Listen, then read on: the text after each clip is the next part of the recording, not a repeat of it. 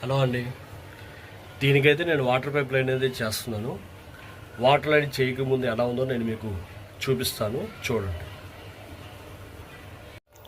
ఇదిగోండి, ఇదంతా అంతకుముందు మనం గాడి కొట్టించేసిన తర్వాత ప్లాస్టింగ్ అయితే చేశారు. ఒకేసారి గాలి అయితే కొట్టించుకోవడం అయితే జరిగింది. తర్వాత వచ్చేసి ఇది పాత లైన్. ఈ పాత లైన్ని మనం పూర్తిగా డిస్టర్బ్ అయితే చేసి మనం దీని నుంచి అయితే లైన్స్ అయితే తీసుకోవాలన్నమాట. దీని లైన్స్ ఇక్కడ నుంచి మనం మోటార్ది ట్యాంకీది కనెక్షన్ అయితే తీసుకోవాలి. తీసుకొని ఆ చివరి వరకు మన కనెక్షన్ అయితే ఇచ్చుకోవాలి. ఇదంటే వాష్రూమ్ అనమాట.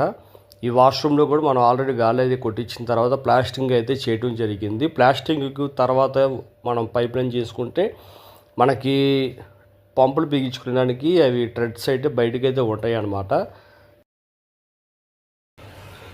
చూశారు కదా, వాటర్ పైప్ లైన్ చేశాక ఎలా ఉందో ఒకసారి మీకు చూపిస్తాను, చూడండి. ఈరోజు నేను చేసిన పని అయితే ఇది.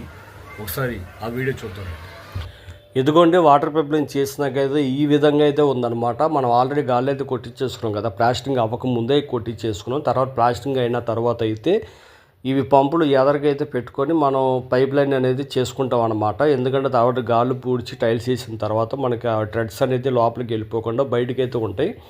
మీరు ఇంతకుముందు చూశారు కదా, ఇది గోడమ్మట పెట్టున్నాయి. ఇప్పుడు మొత్తం తీసి ఫ్లోరింగ్లో అయితే పెడతాం అయితే జరిగిందనమాట. ఇది అంతకుముందు ఆ సైడ్ ఉన్న పెట్టకోడకి ఫిట్టింగ్ చేసేస్తే ఉన్నాయి.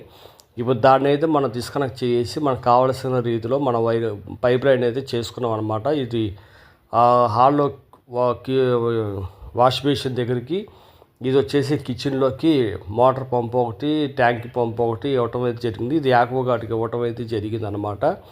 ఇది మనం ఆల్రెడీ గాలి కొట్టి చేసుకోవటం వల్ల మనం కావలసినట్టుగా పైపు లైన్ అయితే చేసుకోవచ్చు.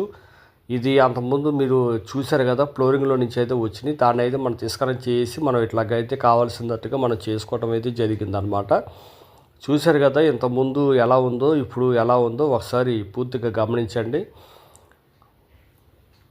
ఇంతకుముందు పెట్టకూడదైతే ఉంది, ఇప్పుడైతే తీసేసి మనం ఫ్లోరింగ్లో ఇలాగ చేయటం అయితే జరిగిందనమాట. ఇది వచ్చేసి వాష్ బేసిన్కి అట్లాగే ఇవ్వటం జరిగింది. ఇది షింకులో పంపులకి మోటార్ పంపు, ట్యాంక్ పంపు, ఇది యాక్వాగార్డ్కి ఇవ్వటం అయితే జరిగిందనమాట. దీంతో వాటర్ పైప్ లైన్ అయితే మొత్తం కంప్లీట్ అయితే అయిపోయింది. ఇక మనం దీని అయితే మొత్తం టెస్టింగ్ అయితే చేసుకునేదానికి పైన ట్యాంక్ వాల్ అయితే ఓపెన్ చేసుకోవడానికి వెళ్దాం.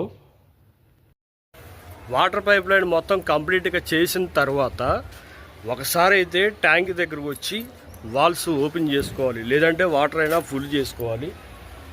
చేసుకుంటే ఇదిగోండి, వాల్స్ అయితే ఓపెన్ చేస్తున్నాను. ఆఫ్ చేసి ఆ వాటర్ పైప్ లైన్ మొత్తం చేయటం అయితే